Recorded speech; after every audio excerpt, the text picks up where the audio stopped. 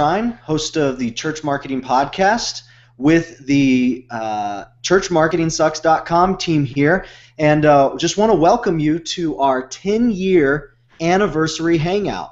It's pretty awesome that we get to do this because not a whole lot of things actually go on for 10 years, and so we just want to celebrate that. Today we have in our hangout we have Kevin. Kevin, say hello. Hey everybody. We've got Chuck.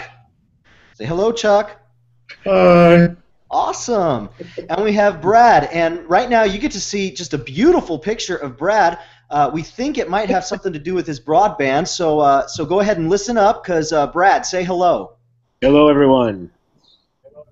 Hey, there we go. See? All you really need is audio. So thank you so much for being here. Really excited. I myself am new to the Church Marketing Sucks team, so I've been really looking forward to this conversation as well because, 10 years. A lot can happen in 10 years, and we're just going to get started here right off the bat. And Kevin and Brad, really, this first question that I have is for both of you guys.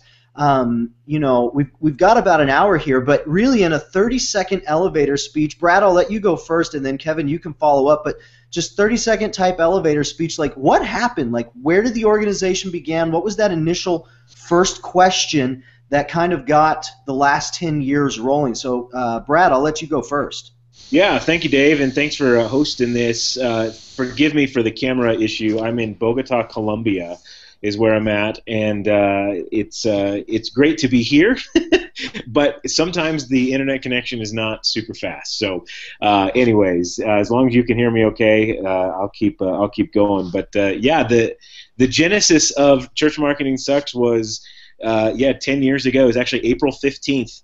2004, when Kevin and myself and 6 or 7 or 8 others of us were sitting in a hotel room in downtown Los Angeles, where I had brought them together to do some brainstorming for some stuff I was working on for some of the businesses I'm involved in, and we all kind of were just batting around this idea of churches were calling and they needed help with marketing, and none of them had any money to spend on it and make it good. And so we were just like, hey, what would happen if we just kind of gave it away? We gave away what we knew, and of course we didn't know anything, but we thought, what would happen if we gave it away? And so we just started batting ideas around, and we came up with this genius idea, a book. We were going to do a book, and we were going to call it Church Marketing Sucks, but we were so afraid to spell it S-U-C-K-S. We were going to spell it S-U-X. So it was Church Marketing S-U-X. I mean, talk about genius. I mean, this was awesome. And so that's kind of how we left that meeting, kind of just talking like, that's what we'll probably do here. We'll write a book. And, we had thought about the blog idea, and, back then they were weblogs, and, Kevin was kind of a pioneer and all that. And so anyways, long story short, Kevin got us on the right track of how we should deliver all that content. But, and I'm so glad we didn't call it churchmarketingSUX.com. Yeah, Matt. That's good. So, Kevin, what from your perspective? So, April 15th, 2004, Brad gets you and some team members in a room. From your perspective, like, what was going on? What were you thinking? Were you thinking SUX? That's a genius idea, or I think I just wasted a weekend here in Los Angeles. Like, what was going on? It's funny. I showed you guys this earlier, and Brad, I don't know if you can see this, and everybody can see it, but here's the meeting notes Brad sent out April 7th, 2004, with his little letter of, hey, we're going to get together. And I'm just going to read part of this because this is awesome. Kevin, this is embarrassing. This is embarrassing, Kevin. Embarrassing that I keep stuff from 2004? And that you're going to read it. As we gather corporately, I look forward to a shared passion for the potential ahead. This is not another system or self-perpetuating product to create, package, and sell. It's not a 5-step program for churches to be better marketers of the gospel. This is revolutionary. This is bigger than you and me, and this is going to impact the kingdom of God for generations to come. Are you beginning to catch it? So that was kind of the tone we had of this big, grand ideas of let's go do something cool. And it's kind of funny that we were thinking that big that long ago because we had no idea what we were doing. And just to continue the dorkiness, I have my actual handwritten notes from those meetings. But yeah, we had this, Brad had this crazy idea of let's find a way to help churches and let's dive in and start doing it. We had no idea what we were doing. We were going to do this book, and our idea was, well, a book is a lot of work. So as we build up to the book, let's do the blog, and we'll start throwing all our content onto the blog, and that'll be kind of how we organize the book. And we'll do the blog for 6 months, and then we'll have a book, and we'll be good to go, and it'll be awesome. And of course, I don't even know how long it took, but we quickly realized the book was not going to come together, and the blog was much more interesting. And so we kind of just kept diving forward with the blog, and just kept pursuing this crazy idea of how we can help churches communicate better. And it's hard to believe it's been 10 years, and we've been at this for 10 years. That's incredible. What were some of the initial conversations that popped up? Like 10 years ago, what were the conversations that you guys really felt strongly? Kevin, I'll let you go first, but felt strongly that that really needed to be addressed at the time. In the beginning, it was so much of, can you even do church marketing? Church marketing is a bad word, and marketing is evil, and let's not, we're going to ruin the gospel by telling people about it. There was such a disconnect between evangelism, which is good and great, and that's when you go bother people and give them tracts or something, versus telling people about your church. That's wrong. That you can't do that. You can't do billboards. You can't think about your brand. You can't, all that stuff we think of as good marketing just scared people back then when you put church and marketing together. So in the beginning, so much of that conversation was, can you do this? Not how do you do it, can you do it?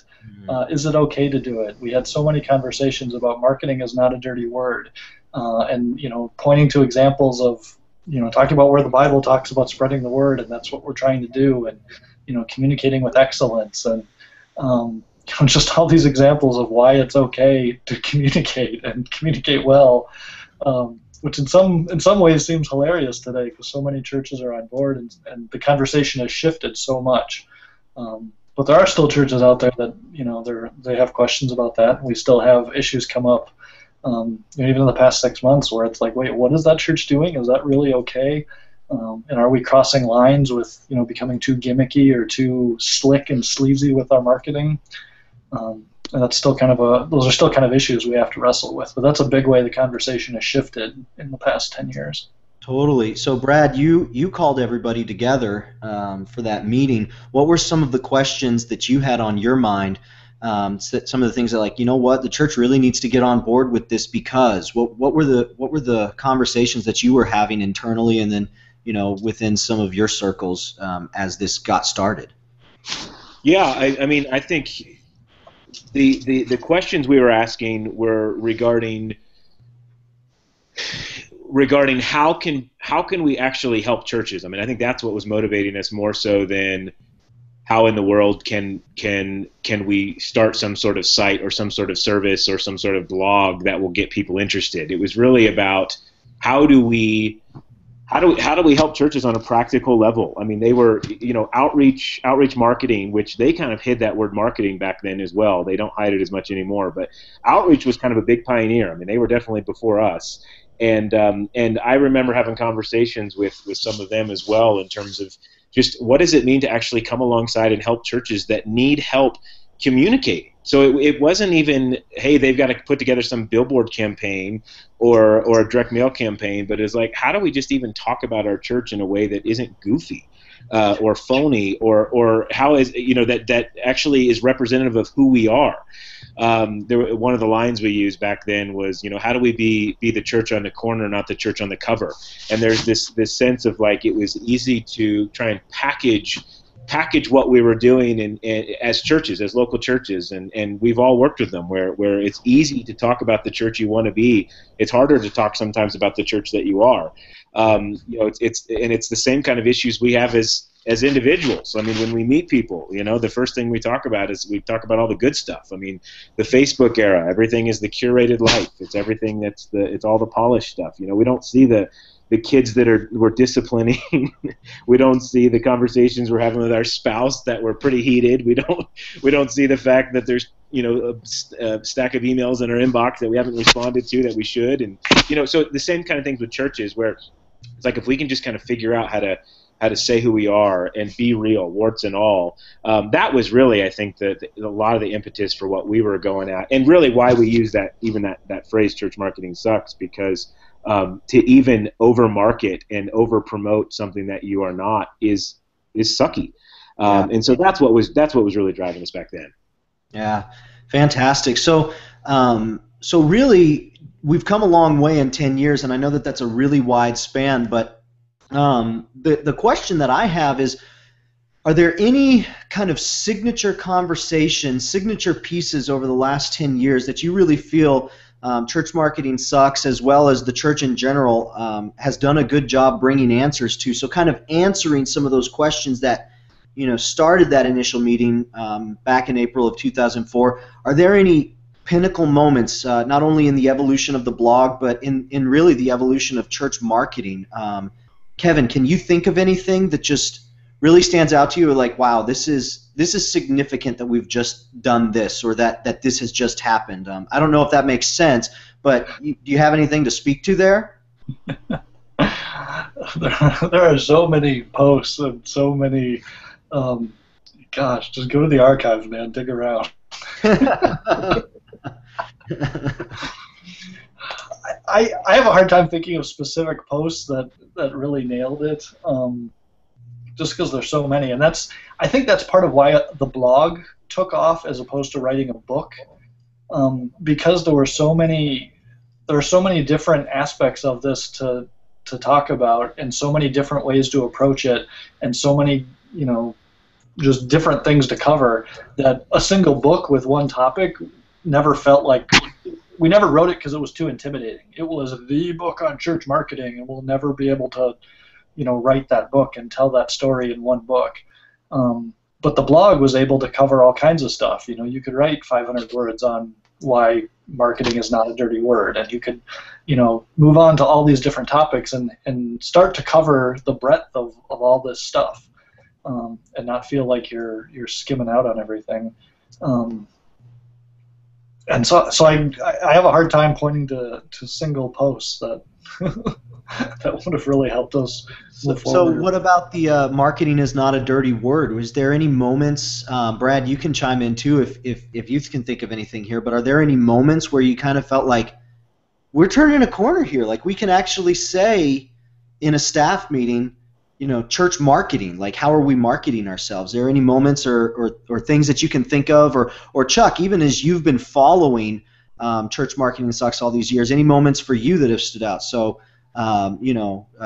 Kevin, anything there? Yeah, I'll jump in here while you guys are thinking of answers. We got to hear from Chuck, our fearless leader here. I think, in terms of moments, I can't point to one specific moment, but I think your question about was there a turning point when we could start to use those words in meetings? We had a bit of a prediction. One of our earlier posts was predicting that churches would bring on the roles of communication directors. We thought that was going to be a role, because that role did not exist in many churches 10 years ago. And so it's amazing how many churches actually staff to those roles now, and actually have them in senior roles too. And I think that was something that we thought was going to be coming, and we had talked about that and kind of predicted that a little bit, and to see it happening, I think that is a moment where and that points to the evolution, if you will, over time of that phrase becoming more acceptable too. I mean, I remember in the early days, I mean, seriously, I could barely tell my mom that this was a blog that I was a part of. I mean, we just did not say that word growing up. And so as the site became more mature, and as people realized it wasn't just this flash in the pan, just trying to catch some eyeballs and generate some revenue and go on and do something else, I think people really started to trust it, and it became something where people really relied on. I mean, even when we look at just how it's done and stories that we've gotten from people. I mean, it's amazing how many leaders today are in ministry would say that it helped them in their younger years, when they were a youth pastor or when they were associate leader or whatever. Now it's helping them in their senior role or communications role or whatnot. And so that's been really encouraging to see how that's how it's played such a great part in ministries communicating. Absolutely. So, Chuck, you've been following Church Marketing Sucks for a while. While this was all happening on the back scenes, do you feel like there are some voices or some pieces that were really instrumental to you? Conversations that were being started from the website that all of a sudden you were like, hey, these guys get it. Like, I'm having those questions right now. Totally. Yeah, absolutely. One of the reasons that I wanted to be involved with Center for Church Communication and Church Marketing Sucks is because when I was working full-time at a church and was doing church communications, really everything I learned, everything I needed to know came from this organization, and voices like you mentioned, like Kim Meyer, Justin Wise, Tim Schrader, Cynthia Ware, all the people who've kind of blazed the trail for us. So the fact that this organization was there to bring a unified voice to that was really super helpful to me, and that's why I'm here today. That's why I want to be a part. That's why I want to serve because of that, and I think it's the work is truly important. I just echo what Brad was saying, that I think we've gone from churches and organizations not knowing that they need a communications person to knowing that they need somebody to champion that cause, to now I know several church startups who that was their second hire. It was lead pastor or church planner and then communications person. So that to me that's awesome, and that tells the story of where we've come from, and so yeah, I definitely think there are voices that have helped blaze the trail and start the conversations that we're able to carry on now. Yeah, fantastic. So let's turn a little bit of a corner here. Obviously, the past 10 years, there's a lot of stuff, and I think Kevin said it best where he said, "Go check the archives, man." I mean, there's been a lot of dialogue that's happened and a lot of issues. I mean, 2004. Kevin, did I hear you say that Church Marketing Sucks predates Facebook? Is that what I've heard you say somewhere?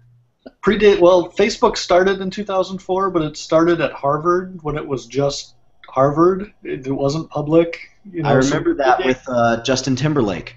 Yeah, predate Facebook, predate Twitter, predate YouTube. iPhone. Nobody had iPhones till 2007. So 10 years ago, like, things have shifted dramatically in 10 years. That's like 40 years in tech years. Crazy. So 10 years, check the archives, because we're switching gears now. I'm really curious. I mean, I've been in the church marketing, the church communications game for a very short time compared to the conversation you guys have been having and leading. And as somebody who has kind of come in here and just in the last several years, I'm super appreciative. You're always looking for places that build authority and that help you advocate for the resources and the things that you want to do as a church leader. So I'm appreciative. I want to know, what are some of the conversations? We've talked about we've shifted where we can say the word church marketing now, and in a lot of circles it's accepted. But what are some of the big conversations right now that are going on? I mean, just to set the stage, one that I'm thinking about is what is social media policy play out in the church world? Like, how does that look? And I don't want to get stuck on that, but that's kind of what I'm thinking. Like, Brad, like, what are some of the issues that you looking now, having this last 10 years, what are some of the conversations and the questions that we're battling right now? Not the, hey, I think we're going to have communication directors, because we've already stepped into that. We've kind of gotten to that point, but where are we at now? What are the things that we're talking about, if that makes sense? Yeah, it's a great question. I mean, there's a lot of different ways that could roll, and I'd love for Kevin to speak to it as well, of course, and Chuck too. The topic that jumps to my mind right away is, I think, unfortunately, we're still having a lot of the same conversations as it relates to communications. But one of the, when I say the same, I mean in terms of same kind of problems, which is probably the stuff that'll always be with us. How do we get people to listen to us? How do we make church relevant? Blah blah blah. But one of the big ones I'm seeing is in terms of the next generation. Churches are really struggling with this idea of millennials not being physically present in a church location, in a church building. And so, we hear a lot of, there's been lots of books written on this. Barna's done a lot of research on this.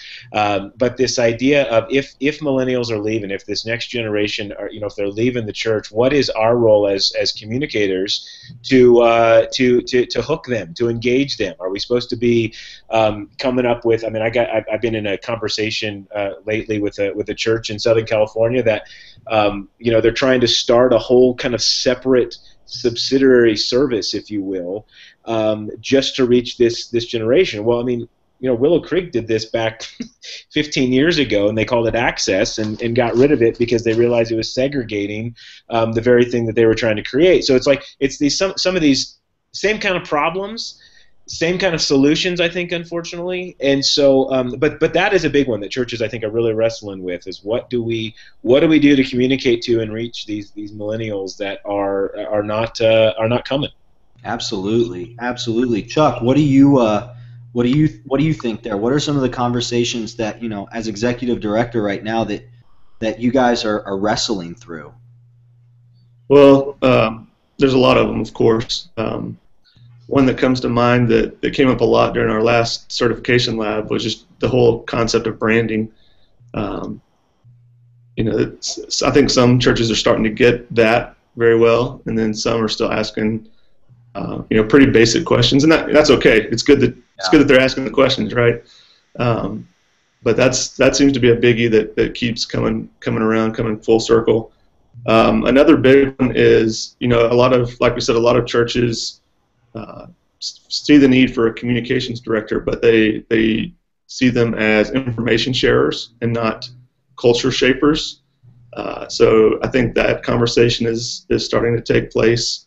I think a lot of senior leaders are starting to see the need for the communications person to have a seat at the table and be involved in the major decisions, and not just talk about marketing, what's going on, but talk about how marketing affects how people perceive the entire message of the church, how they perceive the brand of the church. And so that, I think that's a really important conversation that's happening right now. Another big one that is finally starting to take hold, I feel like, is just this idea of noise and how we're over communicating some. And part of it has to do with how many programs a church has, or just the church's strategy and philosophy, but a lot of it has to do with just how much do we communicate and how much do we ask people to do, and are we throwing too much at them?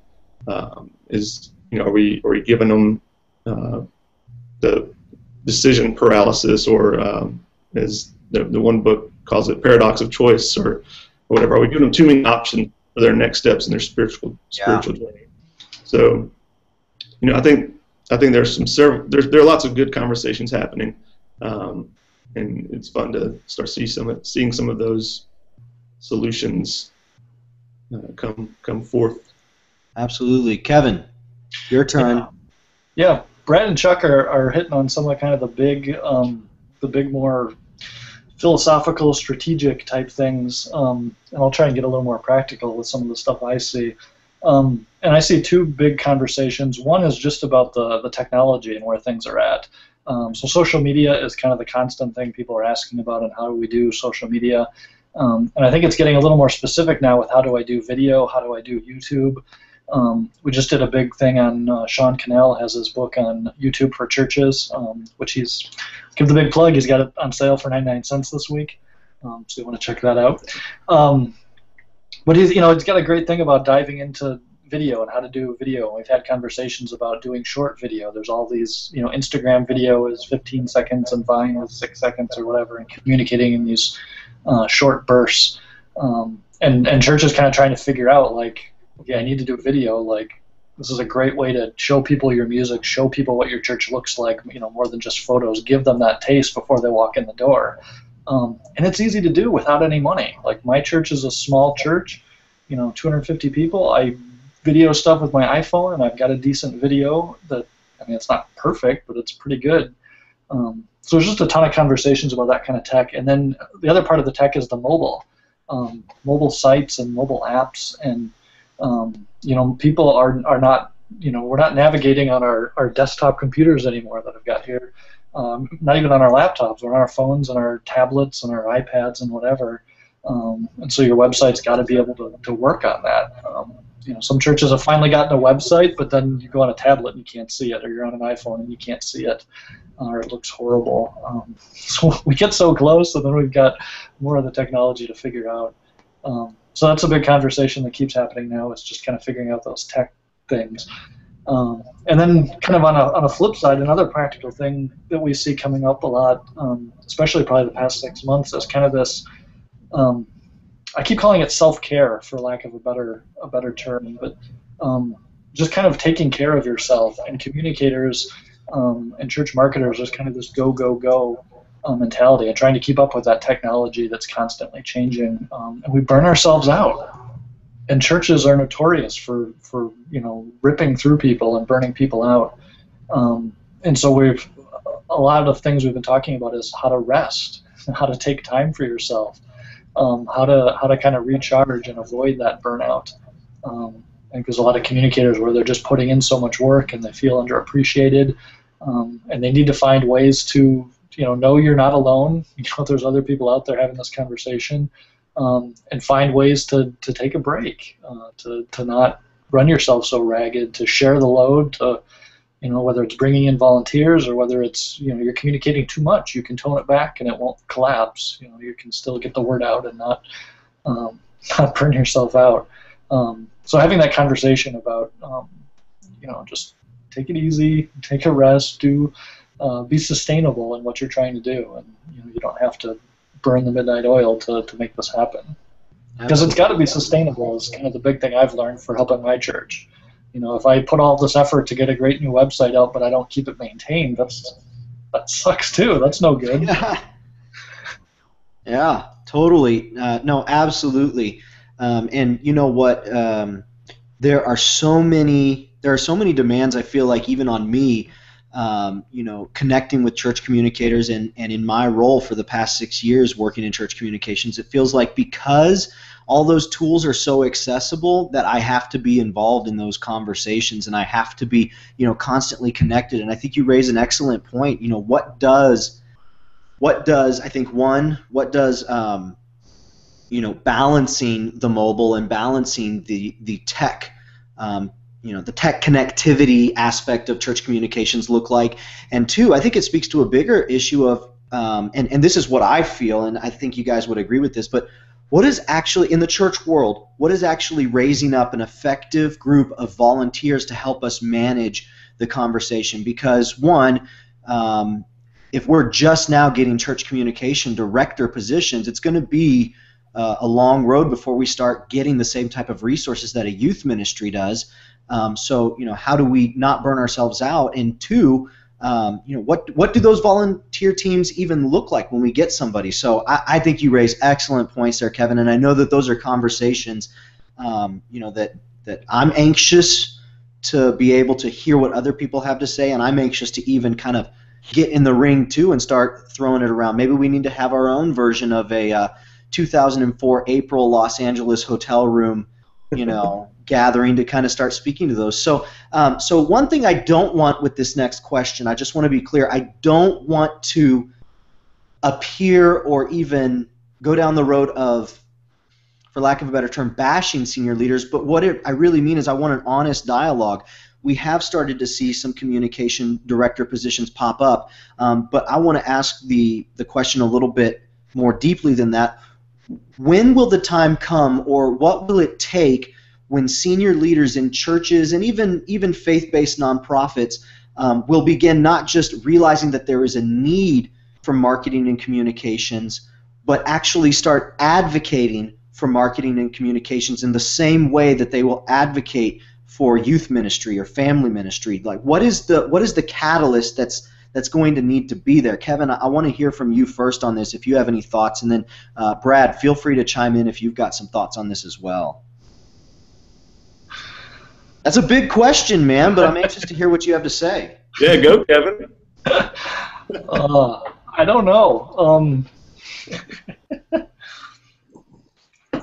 I think so many. I think leaders just got to see.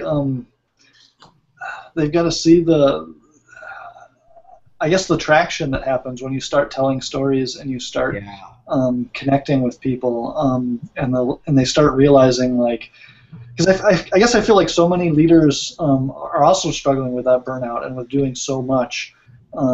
And I think sometimes communications becomes one more thing, that how am I going to do a Facebook page, and how am I going to blog for my church? Like, I don't have time for any of this stuff. I've got a sermon to do. I've got, a million things to do. Absolutely.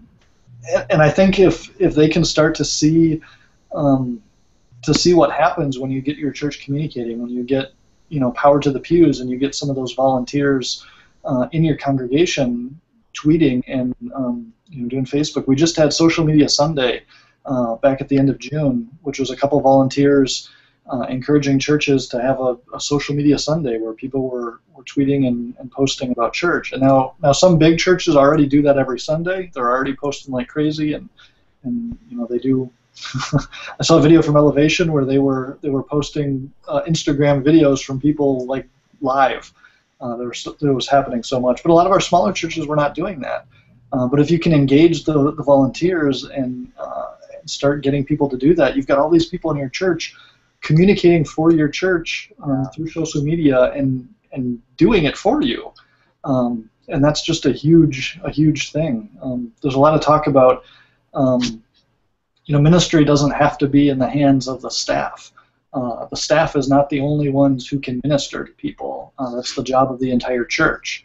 You don't have to go to seminary to tell your neighbor about Jesus.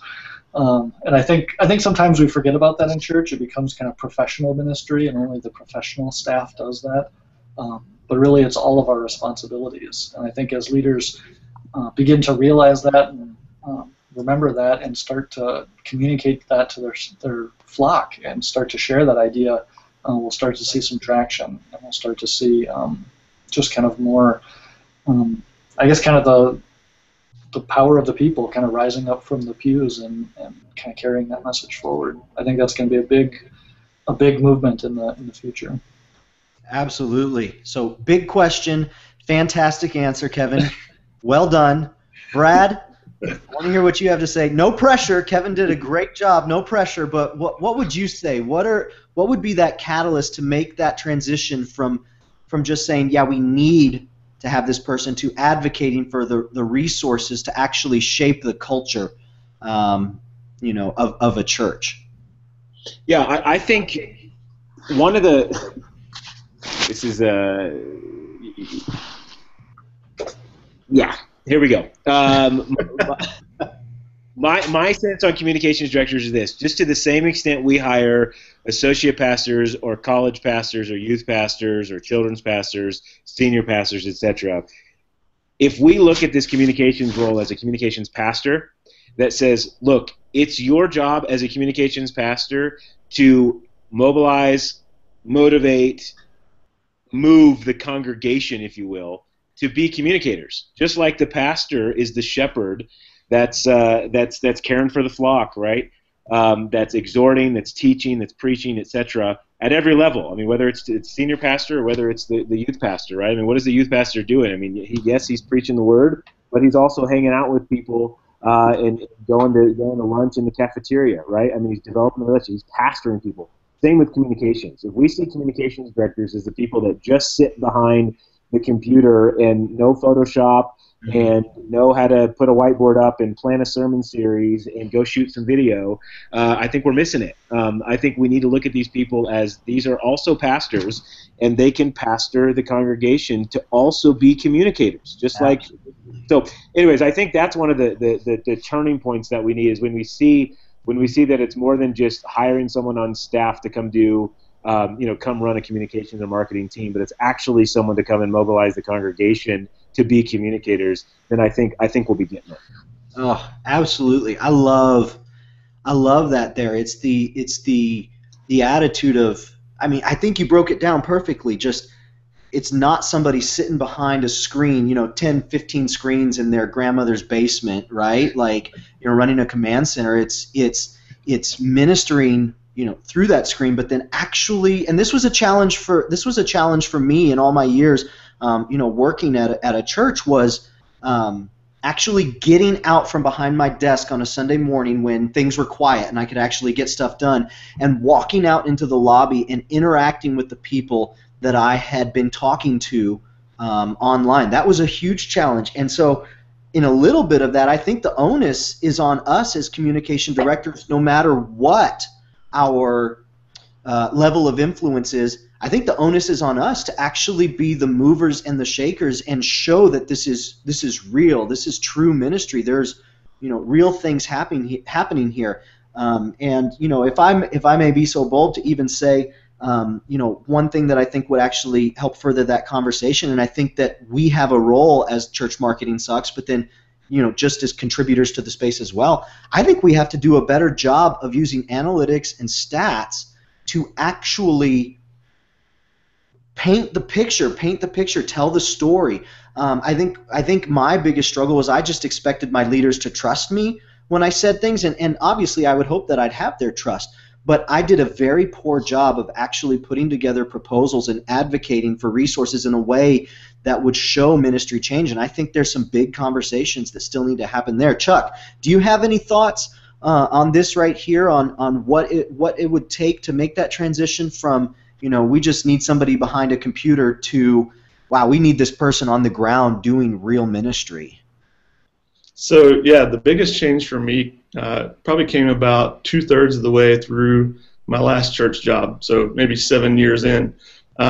Before, in the early years, I was always like, here's the communications plan, here's the style guide, you're doing it wrong, my agenda, my agenda, my agenda. And then for some reason a light bulb came on, and I realized I needed to show the senior pastor, the executive pastor, youth pastor, children's pastor, all the other staff people, that I was their advocate. I was there for them and to serve them, not the other way around, not for them to serve me. And up until that point, there was always resistance and pushback, and if there was disagreement, the senior pastor would always side with the other person, or at least that's what it felt like to me. Yeah. But after that, there weren't as many disagreements, first of all, but if there were, I felt like the senior pastor had my back because he knew that I was there to serve. And so, you're saying you got out of the office on Sunday morning. I started trying to get out of my office during the week and just going and, plopping down in the youth minister's office and saying, hey man, what you got coming up? How can I serve you? Or when the children's minister came to me and said, hey, I need volunteers. Can you put it in the bulletin? I could say, yeah, we can put it in the bulletin, but have you thought about, these other 3 methods that might serve you even more effectively? Yeah. And he would hear me because there was now a mutual relationship where he felt like I was there to serve him, not come crashing down on him with style guides. And when he, to be honest, when a staff member did mess up and I came to them and said, hey, this is not how we need to do it, they were much more open to hear me because, again, I was there to serve them and made sure they knew that. I would show up at their events unannounced and with no agenda except just to be there and serve, whether that was handing out snacks to the kids or, whatever that looked like. I wasn't there with the communications agenda. Just wanted them to know that I was an advocate for them, and I made all the difference. And so I think you're right, Dave. I think a lot of it comes down to it's on us. It's our responsibility to let them know that we're there for them. And then then back things up with what you're saying with analytics and blog posts from Church Marketing Sucks, because I came with those a lot too. But back all that up with facts, but try to reach the hearts of our co-laborers first. Absolutely. So I think that was big. I don't know where the idea or the light bulb moment came from, but that made all the difference for me in my ministry there. Absolutely, and I think really the heart of what you're saying there, Chuck, and I think we would all do well to take it and run with it and decide how it applies in our own environment is relationships first, right? Like it's the church. This is the church. Jesus was a master at all of the things that we're talking about. But if you look at the way he actually conducted himself, it was relationship first and foremost. It was all about the person, meeting them on their level. It was never about, you know, all of the negative. It wasn't about good marketing, and it wasn't about even sleazy marketing. It was about relationship, and everything from that, everything that he did flowed out of that point. And I love what you're talking about, even just the example of, I just showed up to people's events because I wanted them to know that I was for them. Fantastic. Absolutely fantastic. So I think I know the answer to this question, but I want to ask it anyways. You know, Brad, do you get a sense that churches still have an adverse reaction to the concept of marketing, and on what level is their reaction? So they might not have the adverse reaction that they did, you know, 10 years ago because social media and a lot of other technology has changed it. But, you know, what is the concept and what's the reaction when you go to a senior leader or somebody of influence and saying, all right, we need to improve our marketing? What do you get a sense that response initially is and the questions that they have? Yeah, I think it all depends on who you're talking to. So, you know, there have been a lot of churches that have grown a lot over the last 10 years. So, I mean, we have way more larger churches than we did 10 years ago, and I think those churches in general don't have a problem with that conversation. I still think a lot of those larger churches still have a problem with quote-unquote church marketing sucks, in the sense of they might have different issues, but they're still wrestling with how they communicate who they truly are, how do they be the church to the community that they're serving, and how do they communicate that. So I mean, I still think they're dealing with those issues, but you know, I do think that there still are plenty of churches, plenty of pastors, leaders, etc., that are not having the conversation, and quite frankly, it's sad. I mean, there's a lot of churches that need what we have. I mean, I think that's what's motivating us to continue on with what we're doing through Church Marketing Sucks, through the greater Center for Church Communication, which is what Church Marketing Sucks is a part of. All of us on this call and several from the board, including you as well, Dave, we're going to be gathering together in September, and we're going to be talking a lot about kind of the next 10 years and where we think things are heading. Really hearing God on what's next and how we can help His church. I mean, we love the church, and we want to help it. So I do think that there are a lot of people that are just not getting it.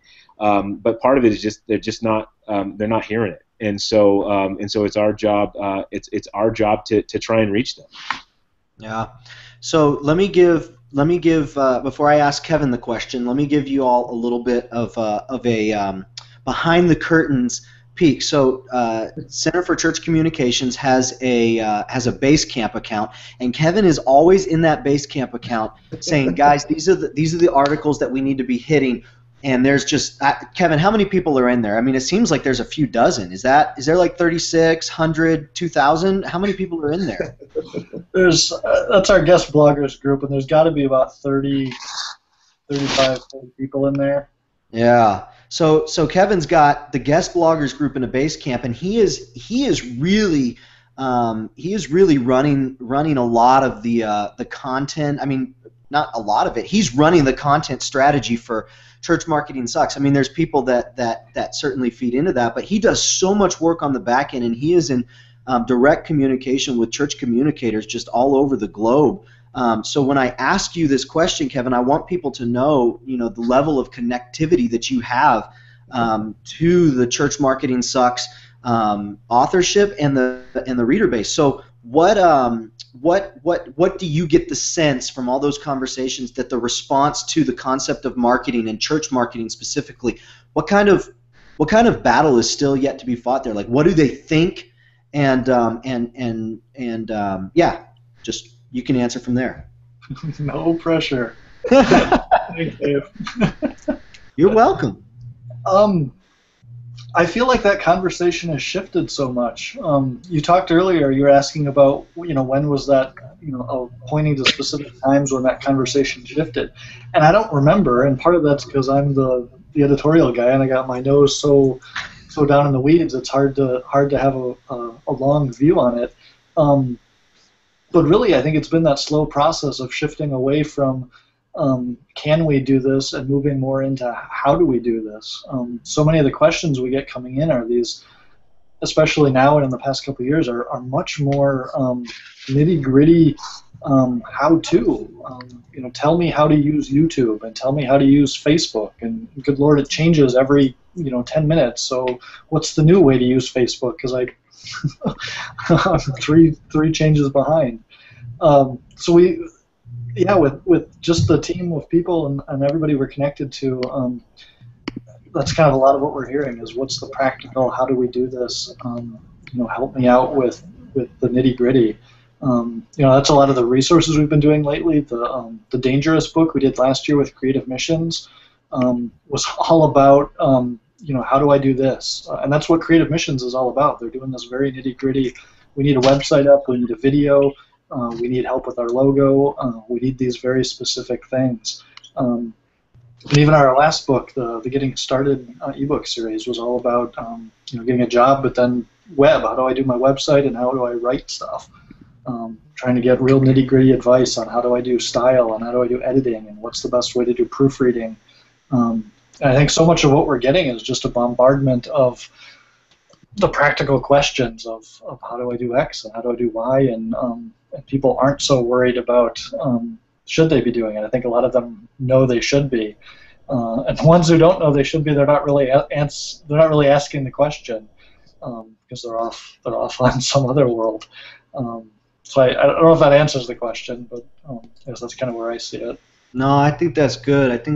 And you brought up Creative Missions, and it makes me want to bring Chuck in the loop here. Just at moving forward, Chuck,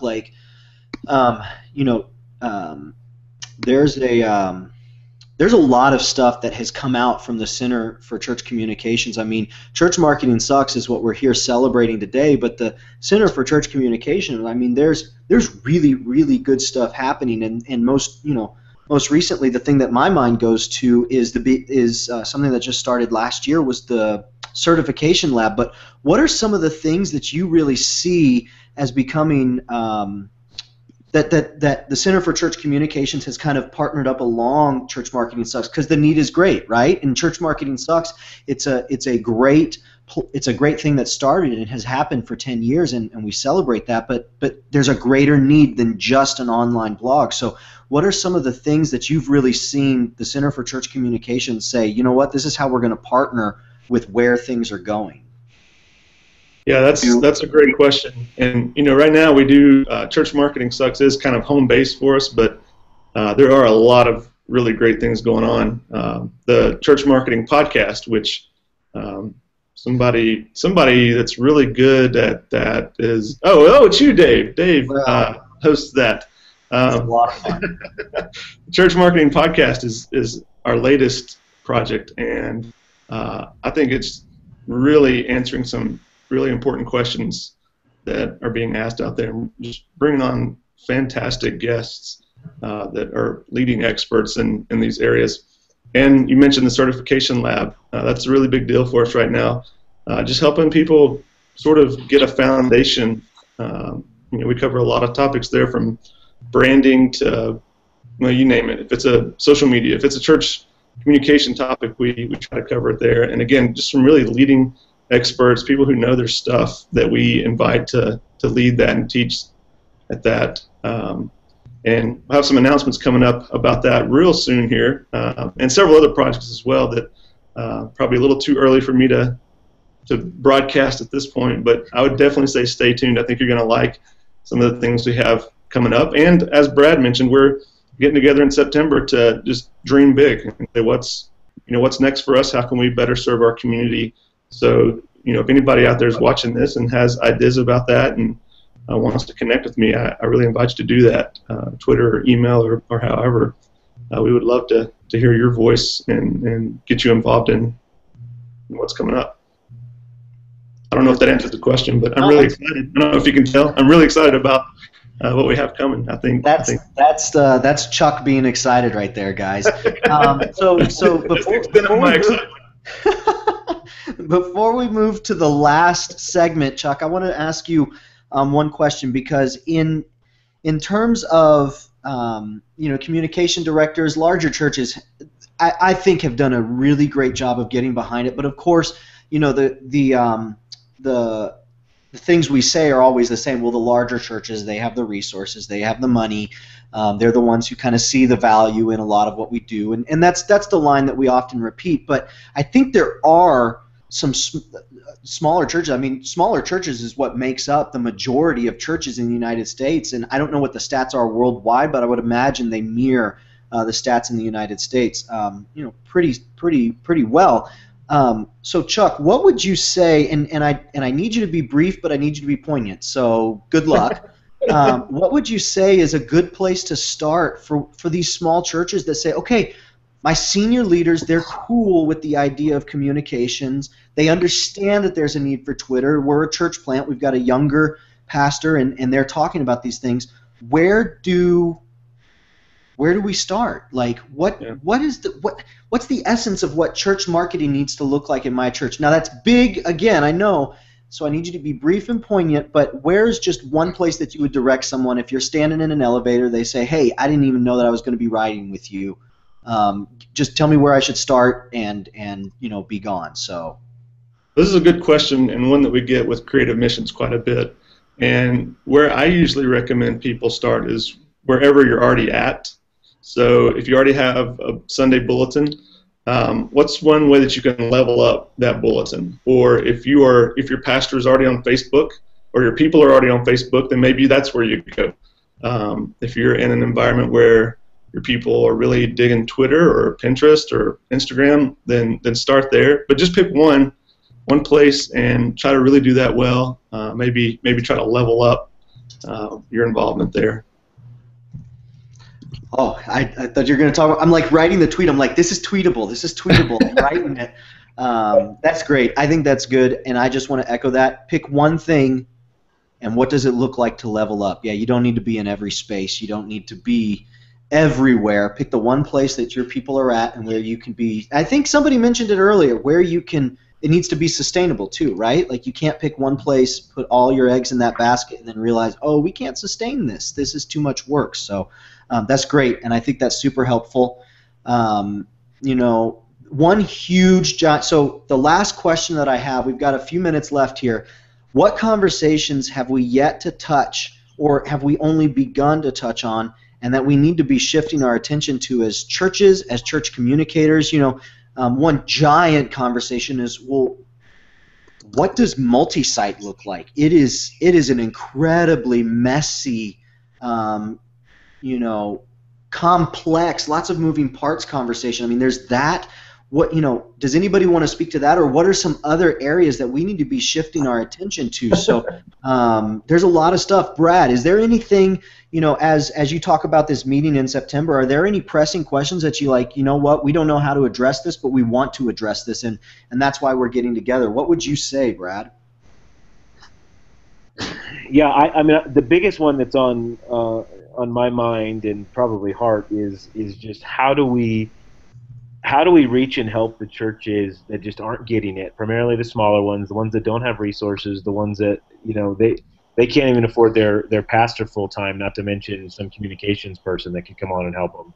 The majority of small churches in America are bivocational or led by a bivocational pastor. So how do we help them? I mean, that's that to me is kind of where the rubber hits the road on a lot of this. The more resourced churches, they're going to find it because they have the resources to find it. Whether it's the people or the money or the time or whatnot, they're going to find the help they need where they're going to get it. But the ones that can't get it, how do we help them? And that's to me, that's going to be a big focus of what and what we need to figure out. I think it's a big opportunity. Absolutely. Chuck, what about you? What are some of the questions that you say, these questions, they keep coming up and we need answers? Well, we talked about how we've gone from can we do marketing and communication in the church to yes, we can. How do we do it? I think the next big question is going to be how do we do it most effectively? So I think we're going to move into an era of like really a lot of strategy, a lot of using metrics and A/B split testing and those types of things. And so, just teaching and helping people figure out how to navigate that and how to do that in a way that is sustainable and makes sense and is beneficial. So moving from how do we do it to how do we do it most effectively, I think will be the next big stage or era, or however you want to say it, in church communications. Fantastic. That's a huge distinction too. I just want to point that out. I mean, what was your exact wording? I mean, I can recite. What did you say? How do we do it to how do we do it well? Is that what your exact? How do we do it effectively? Yeah. Effectively, yeah. Giant distinction, because those are two different things, and as communication directors, that needs to be on our minds. So, Kevin, what about you? What would you say? I'm going to get ugly here. All right, earmuffs, everybody. Part of our motto is to frustrate, educate, and motivate the church to communicate the gospel. And so I'm going to frustrate right now. One of the big things I see looking forward that the church needs to tackle, and church communicators as well as part of that, is diversity. You look at our discussion right now on our panel, and across the bottom here we've got white guy, white guy, white guy, white guy. And so clearly we suck at it too. This is a conversation we've had for a few years now, and we've been working at it, and clearly we still need more work. But I think the church as a whole, we got to figure out diversity. We've got to figure out how to reach across cultures and how to be multicultural and reach people who are different from us. And that's not just race. That's not just black and white. That's Brad's in Colombia right now. We got international, which is awesome. There needs to be more of a worldwide reach, that we're not just America. There's church marketers all over the world, and the church is worldwide. We just had a blog post about kind of the 4th of July and kind of encouraging churches to remember that this is not the church of the USA, but this is the church of the world. The kingdom of God is bigger than red, white, and blue. And likewise, we're denominational diversity. It's not just the evangelical megachurches. I go to a small little Episcopal church, and so we need that diversity of voices across denominations, and not just getting the non-denominationals, but getting the Lutherans and the Presbyterians and the Catholics. I don't know if we've always done a great job reaching across those lines, and we have conservative folks, and you've got progressive folks, and we don't always see eye to eye, and we yell at each other sometimes. And there's diversity there that we need to figure out and be able to reach across those lines and just learn from each other. And using Facebook, you don't have to be conservative or liberal to know how to use Facebook, but you can still help each other out. Yeah. And I just think there's so much that the church can grow and just explode when we reach across those lines, and we don't just segregate ourselves and all our knowledge is here, and we're not growing from all the great knowledge happening over here, in this culture over here, or in this other country over here, or in this subculture over here. So I just think there's so much that can happen with the church kind of realizing what the kingdom of God is really like, and trying to reflect that in our congregations. And this isn't a new thing. Martin Luther King talked about Sunday being the most segregated hour in the nation, 50 years ago, and it's still something we struggle with. And I think as a wider culture, where other groups are struggling with it. Tech conferences had this discussion, I don't know if it was 8-10 years ago, about we need diversity on our panels, and in the literature world, they just had the we need diverse books discussion, which is huge on social media. There's a whole Tumblr about it, and they changed. One of the conferences responded and changed their panels and started having just more diversity. So I think there's so much we can learn from one another that can happen when we start kind of broadening and being more diverse. And we need a lot of help, as we can see. But I think that's something that's going to start. I think the church is going to start having having to realize that and having to start making changes, whether or not we'll get there, over the next 10 years. That's something that's going to need to be addressed. Yeah, absolutely. Okay, guys. So I was going to give you one word to answer this last question, but I realized no one's going to play my game, so I'll give you one sentence. The question that I have, last question, does church marketing still suck? Kevin, you get one sentence. Yes. He only needs a word. He played my game. He's the wordsmith among us. Yeah. Okay, Chuck. You can have a sentence, or you can use one word. Does church marketing still suck? I would say church marketing sucks differently now than it did before. Ah, I see that. Brad, close us out here. Last question. Does church marketing still suck? Oh, man, Chuck stole my word. It sucks on many levels. Is that tweetable? Can I tweet that out? Oh, yeah. Oh, yeah. Oh, yeah. Very good. Guys, this has been fantastic. We had been talking about doing this really for the last 6 weeks. A lot of people really helped get the ball rolling on this. We're out of time here. So I did have written down here, who would you like to thank? But I think I'm just going to sum it up here and say that while there's 4 people in this chat room, there are literally thousands of people out there who we need to thank because they are the ones advocating for all of the things that we've just talked about. We can post as much as we want. We can put out as many blog posts. We can do as many podcasts. We can do as many sessions as we want. But the truth is that it comes down to every single person in this field making the effort to be excellent at what they do. And lots of voices that we could thank, but I think, and you can echo me if you want, I think I just want to thank all the church communicators out there. One, for being encouraging to one another, all the church communicators out there for trying so hard at what you're doing and allowing the Center for Church Communications and churchmarketingsucks.com to be able to play a part in what it is that you do and you love to do. So that's it for our time here. Feel free to check out the Twitter feed. The hashtag is CMSucks10 if you want to chime in on any of the little tweets that we've been putting out all the time.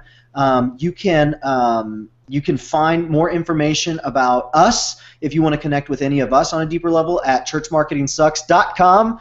10 years! Woo! So thank you so much, everyone, for coming and hanging out with us, and looking forward to finishing out this month of celebration. Guys, it's been an honor. We'll see you later. Thank you, Dave. Thanks. Have a great day.